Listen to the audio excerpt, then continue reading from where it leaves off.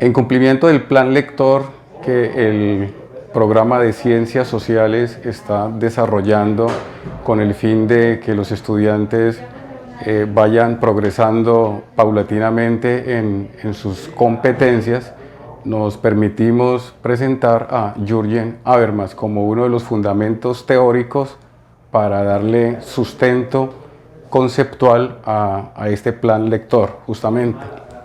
Entonces, vamos a pensar a Habermas desde tres ámbitos. El primer ámbito es la lectoescritura y con ello las competencias. El segundo ámbito es el tejido social, que él lo tiene muy expresado en el texto de la acción comunicativa que ha desarrollado en su teoría crítica. Y el tercer ámbito es la sociedad-mundo. Entonces, en este sentido, digamos, Habermas ha intentado desarrollar desde la lectoescritura de las competencias el hecho de la racionalidad del lenguaje y con ello la ética del discurso. A ver, esta ética del discurso no es más que el análisis, la comprensión, la inferencia, la reflexión frente a lo que tiene que ser el discurso político, económico y social dentro de un contexto. Vale decir, por ejemplo, que una sociedad tendría que entender a sus congéneres, a sus políticos, a todas sus dinámicas sociales dentro de esa ética. Y en esa ética convergen dos aspectos importantes: la democracia representativa y la democracia participativa. Es decir, que una sociedad que inmersa en un contexto social, económico y cultural, político, tendría que comprender lineamientos económicos, lineamientos políticos, lineamientos sociales. A ver, por ejemplo, en nuestra sociedad actual, digamos, hay una polarización política que nos ha implicado complicaciones desde el punto de vista de convivencia social.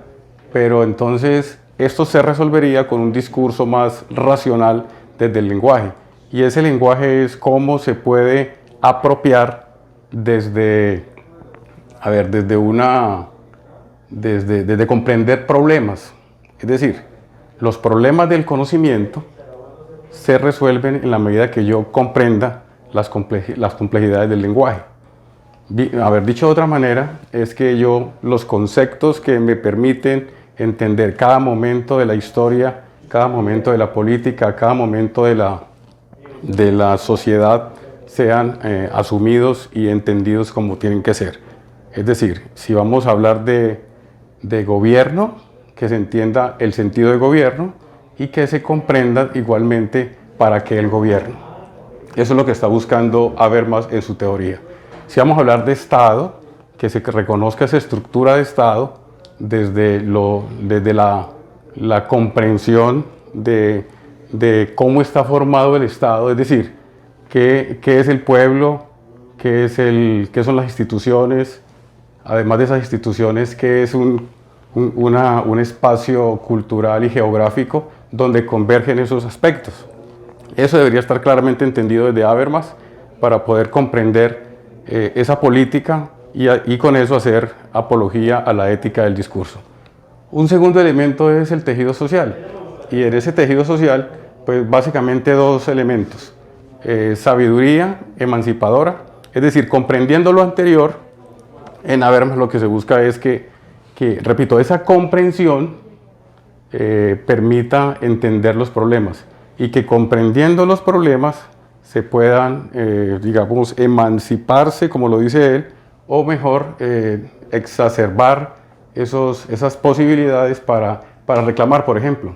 Dicho de otra manera, sería como yo entiendo las problemáticas y puedo asumirlas, y además de eso puedo, en cierto momento, acudir a unos organismos de control que me permitan resolver esa problemática. Por ejemplo, si tengo un problema de salud, pues puedo tutelar a través, por ejemplo, de la Procuraduría, que me permite a través de la Defensoría del Pueblo poder resolver ese problema que es recurrente en la sociedad colombiana. Y lo otro es la democracia deliberativa. Quiere decir que es, acudiendo a los griegos, cómo se podría discutir, deliberar frente a diferentes hechos políticos que se presentan recurrentemente. Para el último aspecto en el espectro que plantea Habermas es la sociedad-mundo, y para explicar sociedad-mundo vamos a utilizar un elemento importante desde el enfoque de la investigación en ciencias sociales, que es la hermenéutica, para comprender los problemas del mundo dentro de un contexto. Es decir, la hermenéutica es la comprensión de problemas en un contexto histórico. Entonces, ahí Habermas plantea que hay que insertar la antropología y la cultura como dos elementos que subyacen y que se unen para poder comprender y darle vida a través de la hermenéutica a un conflicto social que se presenta y que en el mundo hay de variadas presentaciones. Y por último, dentro de la sociedad-mundo, plantea Habermas la crítica al capitalismo. Y uno podría pensar que el capitalismo recibe crítica, pero desde el criticismo kantiano, es decir, desde la reflexión, desde el análisis, desde la profundización para procesar pensamientos y producir más conocimiento. Y eso es cómo el capitalismo está permeando una sociedad y no está permitiendo una igualdad social, económica.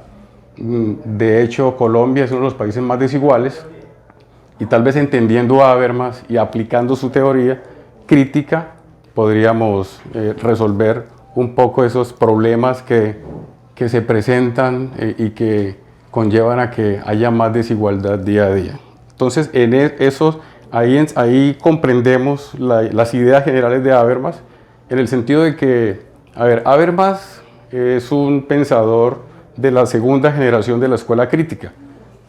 Todos sabemos que la escuela crítica surge después de la Primera Guerra Mundial. En ese proceso de entreguerras surge la escuela crítica, y Habermas, que es un pensador avanzado, posterior, mucho más posmoderno al periodo de entreguerras, entonces nos ilustra con esta teoría. Bien, esa es la generalidad de Habermas, y esperamos pues que hayan servido estos conceptos para poder colocarlos en contexto a través de la pregunta articuladora y poder crear ese discurso de las ciencias sociales que resulta pertinente para este plan lector.